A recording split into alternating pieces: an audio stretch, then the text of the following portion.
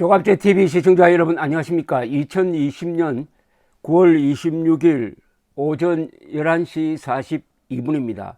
어제 북측이 우리 정부 쪽으로 통지문을 보내가지고 그 속에 김정은이가 미안하다 하는 말 한마디를 했다고 해서 이 정권이 일제히 나서가지고 김정은이 대단한 일을 한 것처럼 축켜 세우면서 이 사건을 덮으려고 하는데 아마 이번엔 실패할 겁니다. 표류 중인 우리 공무원을 구조할 생각은 하지 않고 바다에 띄워놓고 총살하고 시신에 기름 붓고 불태운 이 행위가 너무나 생생하기 때문에 국민들의 뇌리에서 조금처럼 잊혀지지 않을 것이고, 더구나 국제사회의 분노가 한국보다 더하면 더했지 아주 대단합니다. 특히 코로나 방역을 위해서 월경자를 사살했다 하는 이 한 대목에 국제사회 인권단체에서 화를 내고 있습니다. 그러니까 이제 야당도 상당히 지금 좋은 이야기들을 많이 하고 있습니다. 오랜만에 김종인 비상대책위원장 국민의힘 이분에 대해서 제가 좋은 이야기를 하게 되었습니다. 그동안 상당히 비판을 많이 했는데 오늘은 아주 적소의 단어를 선택을 해가지고 멋진 이야기를 했습니다. 그리고 홍준표 독설가가 되어버렸는데 아주 국민들의 심금을 울리는 이야기를 해서 이 두 분의 발언을 우선 소개를 해드리겠습니다. 오늘 이 국회에서 열린 국민의힘 회의에서 이렇게 이야기를 했습니다. 북한이 사과한다면 직접 해야지 왜 문재인 대통령을 시켜 대독 사과를 하나라고 했습니다. 대독 사과. 어제 통지문을 청와대가 발표한 것을 문재인 대통령이 김정은을 대독한 사과다. 대독 사과다. 문재인이 김정은을 대신해 가서 사과를 했다. 이거 아주 절묘한 표현인데요. 대독이라고 하면 보통 총리가 대통령 연설문을 대신 읽는 걸 대독이라고 했습니다. 한때 유신 시절에 김종필 국무총리가 박정희 대통령의 연설을 대독을 많이 했습니다. 그때 별명이 대독 총리였습니다. 진정성이 없다. 우리 정부는 북의 하명사항 처리 대행소인가? 이것도 그러면서 김정은 찬스로 이번 사태를 무마하려 시도한다면 더 큰 국민적 공분을 자초하게 될 것이다. 이번 만행은 북한군이 비무장 상태의 우리 국민을 총살하고 시신을 끔찍하게 화형시킨 폐륜적 무력 도발이다. 정부는 아직도 사태의 심각성을 외면하고 있는 것 같다. 여기 극렬한 표현은 많이 썼는데 이게 다 과장이 아니죠. 극단적인 상황에 대해서는 이런 폐륜, 만행, 화형 이런 용어가 들어가는 거죠. 북한과의 통신 채널이 모두 끊겼다고 하더니 친서는 어떻게 주고받았는지 의문이다. 어제 청와대가 느닷없이 김정은과 문재인 두 사람 사이에 오간 두 통의 친서를 공개를 했는데 거기 보면 또 문재인 대통령을 욕보이는 문구가 있었습니다. 문재인 대통령이 김정은에게 국방위원장님의 생명 존중에 경의를 표한다 하는 대목이 있었습니다. 김정은의 생명 존중이 한국인 총살이다 이겁니다.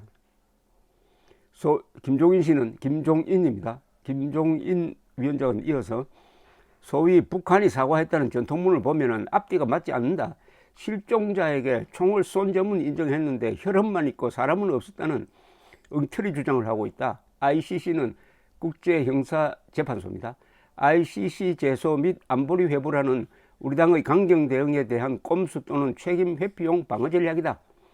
문재인 정부가 느닷없이 북한의 전통문과 진정성 없는 면피 사과로 이번 사태를 덮으려 한다면 정권의 무덤을 스스로 파는 자해 행위가 될 것이다. 적반하장식 책임 회피만 가득한 통지문을 보고도 청와대와 여권은 김 위원장 칭찬과 변호에 여념없는 모습이다. 이번 사태는 문 대통령의 47시간 진실이 밝혀져야 군 통수권 자격 논란이 정리될 것이다. 우리당은 모든 수단을 동원해 북한이 무거운 책임을 지게 할 것이다. 국제형사재판소를 통해 진상을 밝히고 국제법상 처벌을 받아야 한다. 지금까지 김종인 위원장 이름으로 나온 언급 중에서 이건 최고 작품입니다. 그 용어 하나하나가 아주 폐부를 찌릅니다. 홍준표 무소속 의원 또한 못지않죠. 이런 점에서는 페이스북에 정작 국민을 구했어야 할 국방장관은 이틀 동안 아무런 대책 없이 청와대의 하명만 기다린 허수아비 장관이었고 대통령은 잠만 자고 아직까지도 말이 없다. 대통령은 잠만 자고 말이 없답니다. 문재인 대통령은 입이 없는 사람인 것 같아요. 지금까지도 말 안 하고 있습니다. 그 입에서 만행이란 말도 총살이란 말도 아무 말도 나오지 않고 있습니다. 지금 대통령 실종 사태입니다. 국군 통수권, 이런 국군 통수권자를 보고 60만 국군이 싸울 마음이 생기겠습니까? 북한을 주적으로 보지 말라고 했더니 이런 꼴이 일어나고 있습니다. 대한민국 국민이라면, 대한민국 국군이라면 반드시 김정은 정권을 미워해야 할 의무가 있습니다. 미워하지 않아도 되고 그 선택의 여지가 없습니다. 대한민국 국민이므로, 주적이므로, 그리고 전쟁 범죄자이므로 문재인 정권이 들어서 가지고 그 김정은과 연대하고 협력하겠다고 해놓으니까 이런 꼴이 된 것 아닙니까?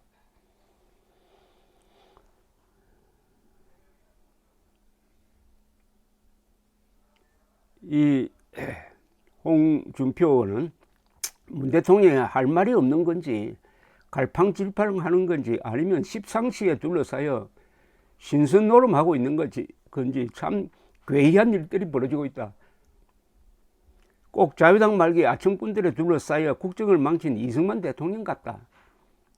지하의 이승만 대통령이 좀 억울하겠습니다. 이승만 대통령이 북한군이 이렇게 하면 어떻게 했을까요? 아마 10배, 100배로 보복했을 겁니다. 국회 긴급 현안 질의로 사태의 진상을 밝히고 대북 정책을 전환해야 할 때다. 국회 일정을 걸고서라도 긴급 현안 질의는 꼭 관철해야 한다. 야당의 분발을 촉구한다. 이번 우리 국민 피살 화형 사건을 수습하기 위하여 보인 문 정권의 처사는 박지원 국정원장만이 유일한 대북 통로가 있다는 것만 확인되었다. 통일부 장관은 2번 사과에 감업했고 유시민 전 장관은 계몽군주 같다고 김정은을 칭송한다고 비판을 했습니다. 별 이야기가 다 나오네요. 계몽군주? 김정은이란 도살자가 계몽군주면은 계몽군주로 분류되는 에카테리나 2세 러시아 프러시아의 프리드리히 대제 같은 사람이 울고 가겠습니다. 울고 가겠어요. 이번 사건은 김정은의 악마성과 문재인 정권의 종북성이라고 할까요? 아니면 반역성을 여실히 드러냈습니다. 한 사건이 두 정권의 본질을 밝혀냈습니다. 그런 점에서 이 A씨의 죽음을 헛되지 않게 해야 합니다. 그리고 A씨에 대해서 자꾸 월북자라고 하는데 이 정권이 나서가지고 아무런 직접적인 증거 없이 월북자라고 합니다. 아무런 직접적인 증거 없이 김정은이가 이번 총살을 지시하지는 않았을 거라고 합니다. 참, 변호사는 돈 받고 변호하지만은 이 사람은 돈도 안 받고 지금 공짜로 김정은 변호해주면서 자국민을 월북자로 몰고 있습니다. 이건 도저히 용서할 수 없는, 이게 바로 폐륜입니다. 아까 김종인 위원장이 폐륜이라는 용어를 썼는데 이게 폐륜, 문재인 정권의 폐륜성, 김정은 정권의 반역성을, 김정은 정권의 악마성을 동시에 보여주었습니다. 폐륜입니다. 국민들에 대한 폐륜이고 헌법 정신에 대한 도전이고 행패입니다. 이렇게 비겁하고 거짓말 많이 하는 정권 대통령을 가진 국민은 반성해야 합니다.